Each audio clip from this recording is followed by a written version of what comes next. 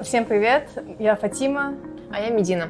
Мы школьницы, блогерки, волонтерки, журналистки и фактчекерки. В этом году мы впервые посетили кризис-центр для жертв бытового насилия, который находится в Алматы.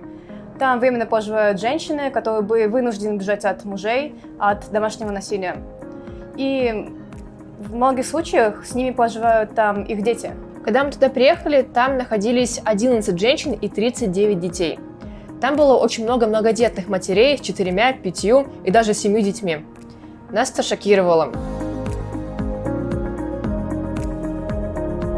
Нам кажется, что нужно менять законодательство в сторону ужесточения ответственности за бытовое насилие. Нам нужен закон о семейно-бытовом насилии. И совершенно очевидно, что нужно вводить это как уголовную ответственность. Также нам кажется, что нужна ответственность за сталкинг и домогательство.